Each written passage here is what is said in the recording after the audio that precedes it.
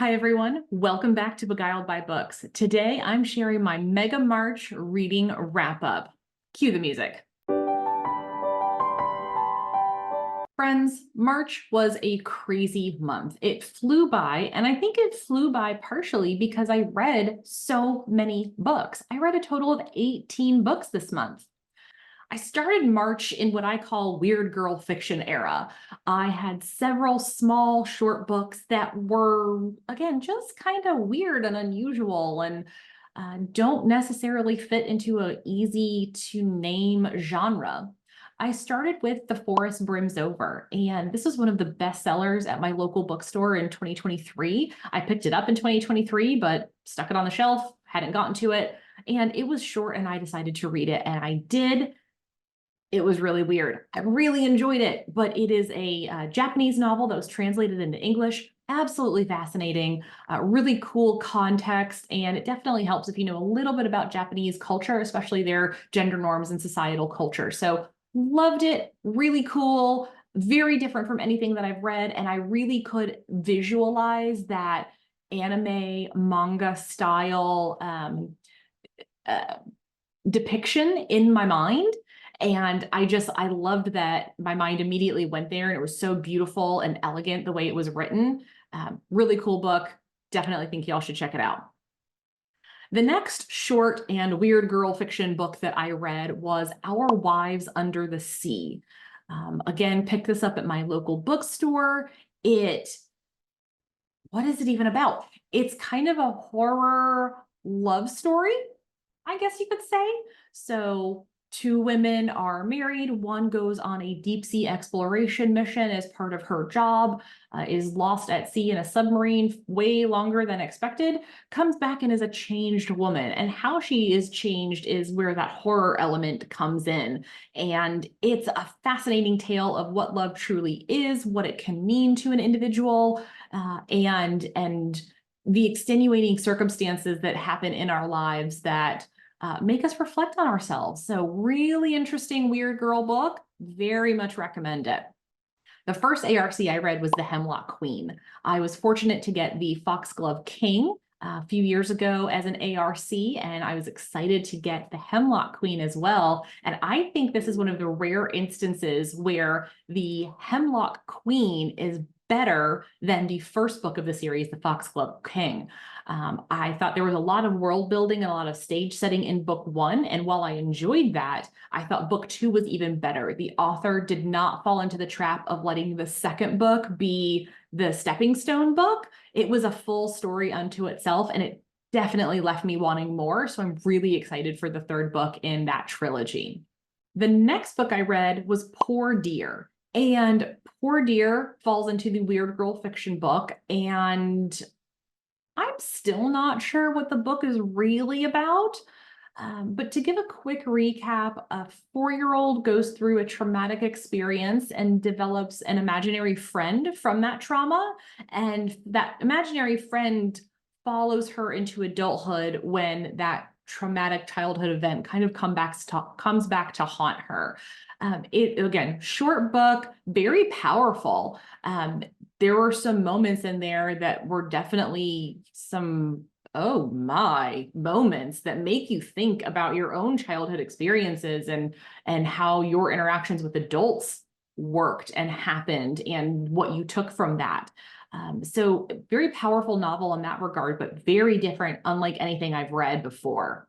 The next book I read was The Women Could Fly, and I picked this up because it had some link to witchcraft and witches in the story. And I really liked it because it was kind of a parallel dystopian world, very similar to ours in present day, where women have to marry by the age of 30 or officially register as, a witch with the government because unmarried women were considered witches in this world.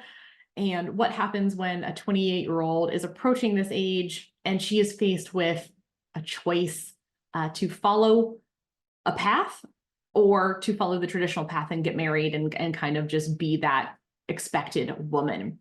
This book, while it has the overtones of kind of that witchcraft and witchy world fun stuff, It's really about feminism and the power of women and the subjugation of women throughout history. And I loved it. It was, again, a very powerful novel, very short, but a really great way of dealing with a complex and nuanced topic, especially when you bring in different backgrounds like race and LGBTQ identities, things like that into this dystopian world, and how many parallels you see with today's present day. So I did not think I would recommend this book, but I absolutely recommend it. And it's a quick read, easy to get through, very casual, and a standalone novel. Smack in the middle of all of these ARCs and short novels that I was trying to read, I got on the wait list for a book called The Art Thief, which is a nonfiction book, and it came in right in the middle of me reading all this. So I wanted to make sure I didn't have to wait for it again, and I read The Art Thief, which is a narrative nonfiction book. So that's a nonfiction book that's told like a fiction, so it's a story about the greatest art thief that you've never heard of. This guy and his partner just go to small museums throughout Europe and nick things. They just steal stuff right out from under the noses. They're not great heists. They're not overly planned. And they just amass this collection of antiquity in their little one-bedroom attic loft in this guy's mom's house. Crazy story. I really enjoyed it way more than I thought I would. Probably one of my top 2 narrative nonfiction books I've read. And I just was utterly fascinated from start to finish. Again, because you think of, Ocean's 11, Ocean's 12, kind of the whole art heist thing, nothing like this. Guy just goes into a castle museum, takes a small trinket, takes a small painting, sticks it in a coat pocket or in a big purse, of his partner's, and they go about their day. Absolutely fascinating. And the complex relationship between the thief and his partner in crime and partner in love is really interesting as well. So that's a good one if you really like narrative nonfiction, or you just want to read kind of like a true crime book. That was a really different one. The next book I read was Crying in H Mart. I had seen this book making the rounds when it came out a couple years ago, and I picked it up at my local bookstore. And again, it sat on the shelf, but it was a short book, and I tend to really like memoirs. And I did really enjoy Crying in H Mart. It was not a fun novel. The whole thing is about the death of the author's mother and the impact it had on her life when she died, unfortunately, very young of cancer. And what the author, who is a musician, goes through dealing with this, and not only dealing with her mother's death, but with her Korean American heritage and what that means to her personally, what that means to how her mother deals with her own illness, and their relationship as she goes from a teenager to a young adult. And it's just a really poignant and sad story, but an important one that needs to be told from more perspectives, to see really the cultural impacts that have on generations and culture and things like that. The next book I read was really interesting. One of the owners of my local bookstore kind of slid this across the counter to me and asked if I had read this book. It's called My Death by Lisa Tuttle. It's, a short 102, 104 pages, something like that. And it's been around since the early 2000s, but I had not encountered it till March of this year. And I decided to go ahead and buy it, take it home, and I read it in one sitting. And it's this weird time travel-y thing about what it means to be a person and to experience art and to love art. So really interesting book. I would have loved if it were actually a little bit longer and went a little bit deeper, but it was kind of cool the way it was done, because it definitely left you thinking about the story and what could be next and how it could have happened. So again, really cool short story, My Death, and fascinating take on like a time travel-y parallel dimension kind of idea. Along those same lines, I also read This Is How You Lose the Time War, which is very much about time travel, multiple dimensions, multiple time loops, timelines. Think of the multiverse in Loki and all of that stuff. It's really fascinating, but essentially two rival agents are trying to win this time war by changing different parts of the timeline and the ripple effects that has. So they're going back and forth, and they end up striking up an unexpected friendship and romantic relationship. And what that looks like as they exchange uniquely found letters over the course of space and time.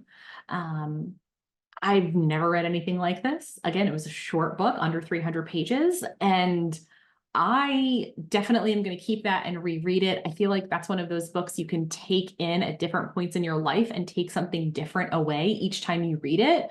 So it was a really, really cool book that, again, I don't read a ton of things like that very often. So it was a delight that I got to experience that. The next book I read was another ARC called Goddess of the River. And I was very excited to read Kaikeyi by the same author back in 2022. And I immediately requested this book for an ARC and was so grateful that I got approved to get a copy. And this is another mythic retelling of a Hindu story. And I don't know the Bhagavad Gita at all, but it was a really cool story about how a goddess becomes immortal for a short time and is given a curse in her mortal form. And part of that is releasing her children into the world. And it was a really fascinating multi-point of view, multi-timeline tale that humanized a goddess as well as deified some humans. So it was a really kind of juxtaposed, I hate that word sometimes, but just juxtaposed storyline that captured a tale from the Hindu mythic world and the gods and goddesses of Hinduism. And it's a common theme this month. I've never read anything like that. It was really different, very different from Kaikeyi. And I think anyone who enjoys any type of god and goddess lore would love this book. The next book I read was another advanced reader copy from the publisher called Cultures of Growth. And this nonfiction book is definitely geared toward workplaces and companies on how to build a culture internally that is one of growth, and not just financial growth, but individual growth and cultural growth and that type of thing over cultures that are fixed in place. So the author was a protege of Carol Dweck, who wrote the 2006 book Mindset, which is a really good book, but took the mindset approach and said, well, mindset is great for an individual, but what about mindset at an organization? Our little microcosms have their own mindsets and their own cultures. So how do we help workplaces create positive growth cultures rather than ones that are fixed and prioritize these kind of individual lone geniuses, which actually ends up being detrimental in the research that was shown? It's a really interesting book. It could have been half as long. Definitely could have been a shorter book. So you could read probably about half and get 90% of the content. And I do think it's a good one for workplace book clubs to read together. It really does a good job talking about the cultural mindset of an organization, which is different, but also affects everyone's individual mindset. The next book I read was another advanced reader copy called The Witchstone. And I just casually saw this on NetGalley and was like, wow, this looks interesting. I'll request it. And I got approved. And it sat on my Kindle for much longer than it should have. Sorry. But I really liked it. This was just a fun novel. And sometimes you need fun, quick reads. And it reminded me of a witchy demon version of the Kaiju Preservation Society, which I also really enjoyed. But it's a great standalone. You've got great adventure. It's quick. It gets action-packed. The characters are, goofy and lovable and a little annoying in just the right ways. it was just a fun novel. So if you're looking for a fun, standalone, casual novel, The Witchstone is going to be great. It's just a super, super easy, fun, just delight of a read. The next book I read is Daughter from the Dark, and I found this as a blind date with a book sometime a while ago, and it just had, weird and unusual and kind of type recommendations on it. So I picked it up, and it was pretty weird and unusual. A young girl approaches a DJ. She's in his building late at night. She said she's, trying to keep herself protected from the bad guys outside. But there is much more to this young girl than it appears. And the DJ kind of gets sucked into this cosmic world that's much bigger than he is, while he's trying to maintain some semblance of normalcy while his life spins out of control when this young girl claims that she is his daughter. And everything that happens after that is absolutely wild and unusual. And the way it wraps up is really interesting as well. So it's a weird fiction book, definitely back in that genre. And you will not go wrong if you're looking for something, again, weird, unusual, kind of has a cosmic element to it. Pretty interesting. The next book I read, I have had for 2 or 3 years. It's called The Fish That Ate the Whale. And it's the story of a person who's called America's Banana King. So who really helped bring bananas to the forefront of the fruit industry in the United States in the late 19th century, early 20th century. And one of my favorite authors, Ryan Holiday, recommended this book a long time ago. And I picked it up at his bookstore over in just outside Austin, Texas. It's been sitting around my house for ages. I finally read it, and I'm not going to lie, I was super disappointed in it.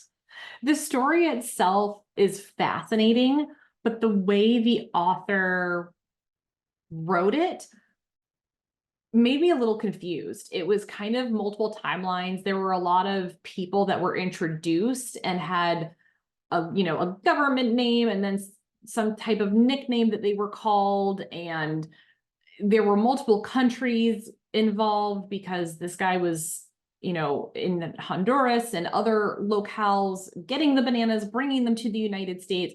It was a lot of people, a lot of confusing mixed timelines. And at the end of the day, I would watch a movie about this, but the book was just not, I'm not the right reader for the book. It is what it is. It happens. The next book I read, I needed something light, something easy to get through. That was going to be Witch of Wild Things. And this has been on my radar since last autumn. And I finally got to read it. And it is about a small town girl, or a small town woman, who has to move back to her small town after she leaves her job. And she has to go through the process of reconciling with some family members after a childhood traumatic event, and her high school crush, and he's back in her life, and just some light small town drama. I'm from a small town, so I think it's pretty reasonably written. It wasn't the best book, certainly wasn't a bad book, but it was just it's a great beach read if you just need something while things are happening maybe in the background, but you want to be reading a book. I think this is a good one, very lighthearted, a little bit of romance thrown in there, a little bit of witchy things and herbalism thrown in there. Solid 3 stars. The next book I read was a last minute ARC that I got approved for, but I will happily take it. It is The Reappearance of Rachel Price by Holly Jackson. My very good friend got me turned on to Holly Jackson a couple years ago with A Good Girl's Guide to Murder, and I've read every single book since then by Holly Jackson. The Reappearance of Rachel Price, I think, is Holly Jackson's best book so far. And I like that it was a little bit more adult themed. There's still an 18-year-old protagonist, but there is a bit more of adultness in there. And I really enjoyed the twists that Holly Jackson put in there. And again, the action kept going. So from the minute you start, you're curious, the pages are turning. It's a great read and a standalone again. So I don't think this is going to be a series. I didn't think A Good Girl's Guide to Murder was going to be a series either, but Reappearance of Rachel Price right now is a standalone book, and it would be a great book to take on a weekend trip or something like that somewhere. A great airplane book when you can just put on some headphones and really sink into a fun murder mystery type thing. Really fun. Highly recommend it. The next book I read was a book called In 5 Years, and I received this as a book subscription program that kind of went wrong. And it's not a book I would have ever picked out for myself, but in the spirit of let's try new things and let's not get stuck in ruts, I decided to read it, and I hated it. It was billed as a sad book. And I'm good with sad books. I don't have anything against them. I did not find it sad. I didn't find it anything. I thought the characters were extremely one-dimensional. I couldn't relate to any of them. I hated the protagonist. I felt really badly for what I thought was the best character in the book, which was kind of the throwaway protagonist's fiance guy. And it wasn't for me. I was not the right reader for that book. It wasn't sad. It wasn't tragic. It was just a book, but it was short. So I got through it really quickly. And therein is the good thing. I rounded out the month of March with a book called The Resilience Myth. And I was so excited to get a copy of this advanced reader copy because the author wrote a book called Rage Becomes Her, which I read in February and adored. So I really loved how Rage Becomes Her talked about the anger and rage that women have. So as soon as I finished that and I found this book, I knew I wanted to read it. And I was able to get that advanced reader copy. And sure enough, The Resilience Myth is a powerful, powerful nonfiction book. It takes the especially American ideal, but the Western ideal of mental toughness and that resilience that we need to have in the face of trauma and crisis, and really says, why? Why do we need to have this mental toughness? Why can't we build community support systems? Why does everything have to be such an individualistic overcoming obstacles when we can build communities that will help dismantle the systems that put these existing traumatic systems in place? And I think as more people read things like this, the movement for change, cultural, societal change, will really ramp up in time. I really look forward to those who read this book because it calls out broken systems and why they're broken, and they're broken for kind of silly reasons. Like, we all have to be individually mentally resilient and overcome all these obstacles without any support or help or guidance. And that's just, human history has proven that's false. And the author goes in and digs into those different things and touches on different areas in our society, from the military, from women in the workplace, to schools and bullying and things like that. It's a really fascinating look at resilience, what that means, what vulnerability means. And I think everybody should read this book. 18 books in a month. Absolutely bonkers. I certainly didn't set out to do anything like that when March began, and yet here we are. What are some of the books that I mentioned that you want to read? Please drop a comment below and let me know. And what books should I read that you think I would enjoy based on what you've heard today? Let me know. Please let the community know in a comment. And if you haven't already, please like this video and don't forget to subscribe to my channel. Have a fantastic day.